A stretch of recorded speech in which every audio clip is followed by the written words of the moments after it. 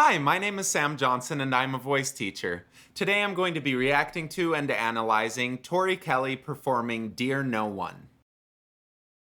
This video is sponsored by AnthroDesk. Sitting too much during the day is well documented to be not very good for you. AnthroDesk makes sit-stand desks which let you get the best of both worlds, where you can sit for part of the day, stand for part of the day, it doesn't matter, whatever works for you. I used to have a boring piano stand and would sit during most of my lessons, and at the end of the day I had this weird nervous energy that I could not escape, and it was sending me into just a pit of despair. But ever since I got AnthroDesk, I feel great at the end of my day. My AnthroDesk is strong, quiet, and it's a Canadian company, so you know you're getting the most polite desk on the market.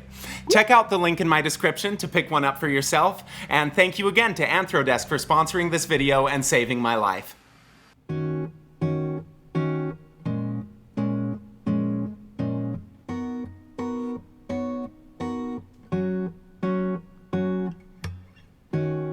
I like being independent, not so much of an investment. No one to tell me what to do. I like being by myself, don't gotta entertain anybody else. No one to answer to. But sometimes I just want somebody to hold, someone to give me the jacket when it's cold. Does she have an underbite? Young love even when we're old.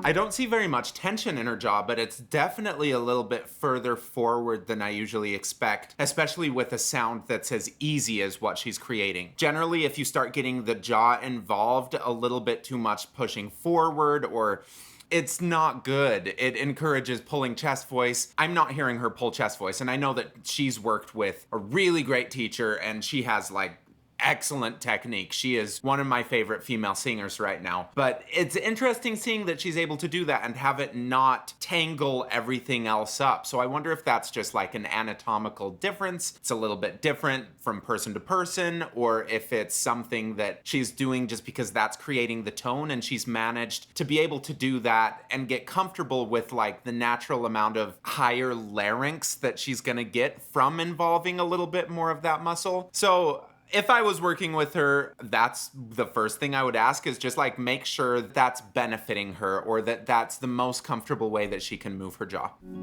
Yes, sometimes I want someone to grab my hand, pick me up, pull me close, be my man. I will love you till the end. So if you're out there, I swear to be good to you, but I'm done looking for my future someone, yeah.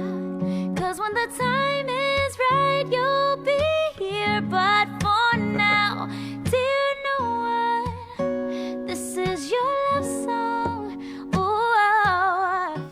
I also know that it is a fairly simple guitar part, but she's right on rhythmically. A lot of times when people start trying to put together singing and playing an instrument, if they haven't drilled the instrument enough to really have a rhythmic foundation, it throws everything off a lot. So for a lot of people who are having difficulty with rhythm, go pick up an instrument. Go take lessons from someone who has an instrument brain, because too many vocalists don't really focus on rhythm, and a lot of vocalists should focus a lot more on rhythm. She's doing a great job of having one thing be consistent. This is almost metronomic, and then she's able to sing on top of it. They're not affecting each other in a negative way. I've found for myself sometimes that focusing on the guitar as you're playing and singing along with it helps to get you out of your head, because you're doing something physical with your body. You're making the rhythm a very physical thing rather than just having to feel the subdivisions internally, which can get really difficult. So highly suggest going and learning piano or guitar for anyone who is a self-described singer. It just does way too many good things for your musicianship.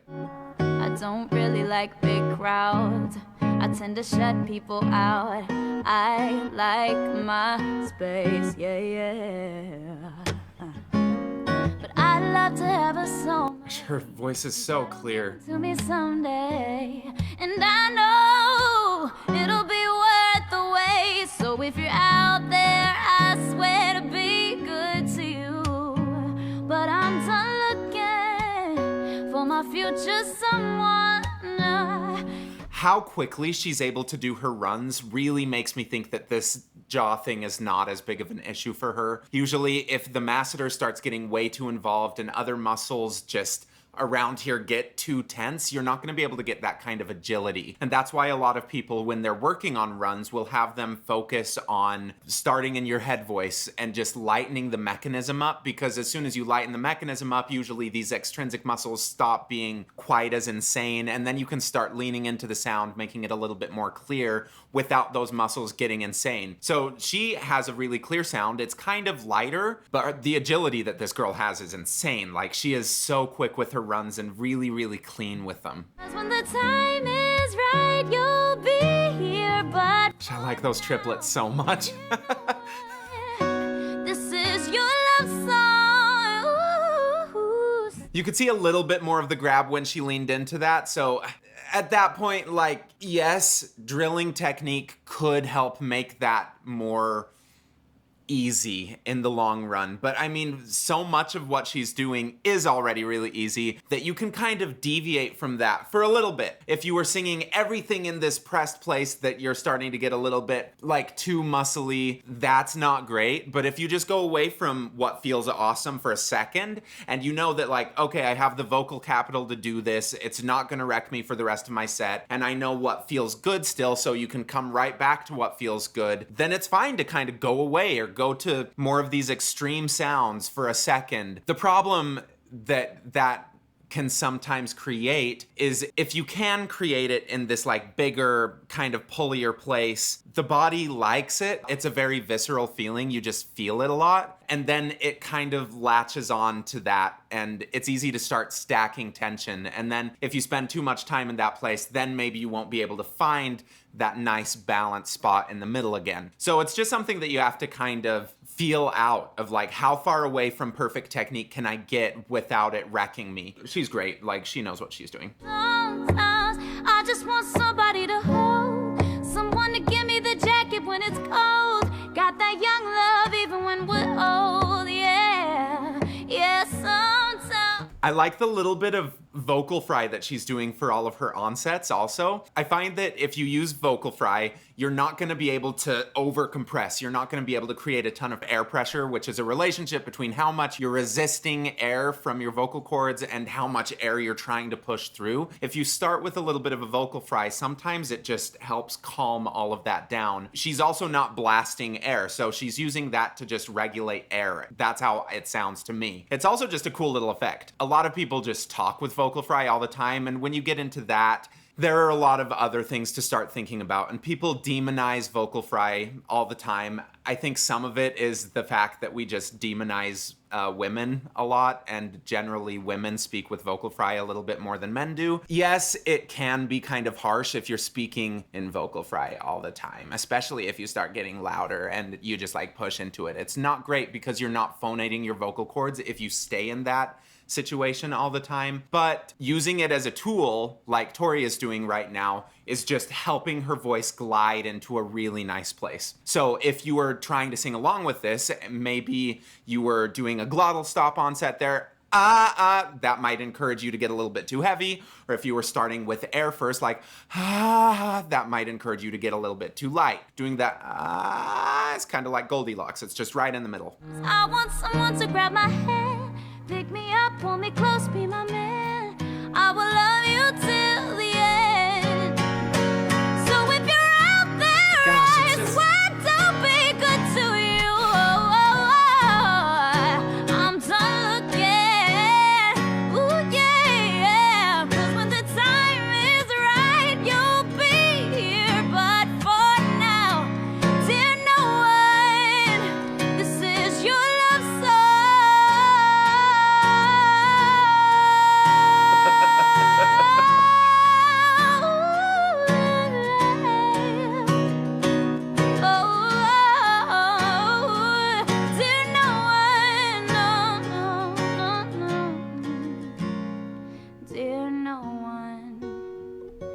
in the middle there, when she was pushing into it a little bit more, it was a beautiful sound. It was a little bit muscly, just a teeny bit, but it helped her get that effect because then she was able to flip into just the complete falsetto-y head voice place. It was disconnected compared to that really intense sound, but she was up to an F sharp. Like, most people are not going to be able to pull chest voice up to an F sharp. So she was connected. It still sounded like chest voice, but it wasn't like completely chest voice. That's what I call a mix, is just the ability to kind of have it sound like chest voice, even though you're above the normal chest voice range. Some people might call that a belty sound. I would agree, it sounds kind of belty, but like, this is where semantics start getting a little bit weird, because when one person asks for a belt, they might ask for more of an Idina Menzel type belt where it's just pulling chest voice up as far as you can. Others might ask for more of this type of a sound, which is still intense, but it doesn't bring nearly the energy that like that open vowel does.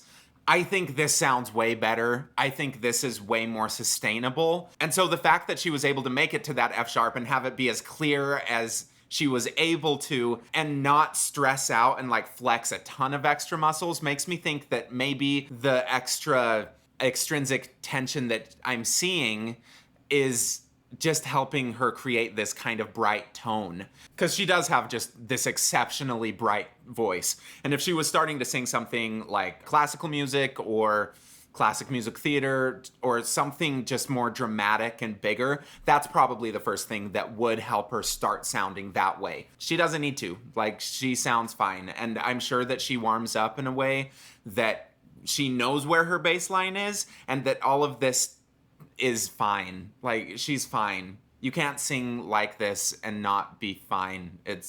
She's good. This is your love song.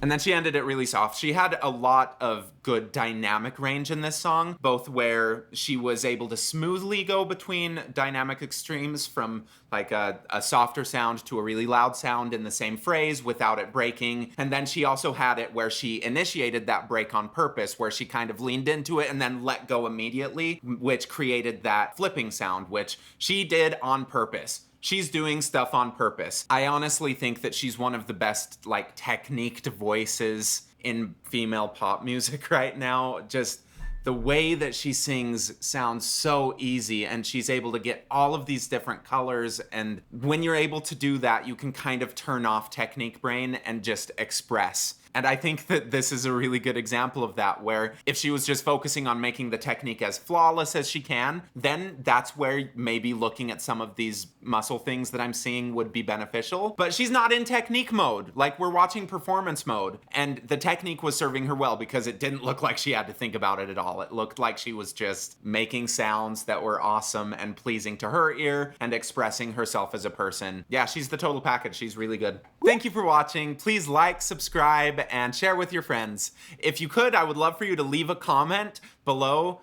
Anything would be awesome, but I am really curious to know if you have any examples where this extrinsic muscle tension becomes a big issue. With Tori, it wasn't really a big issue. Show me sometimes where you can see, oh no, this is a big issue. Thank you.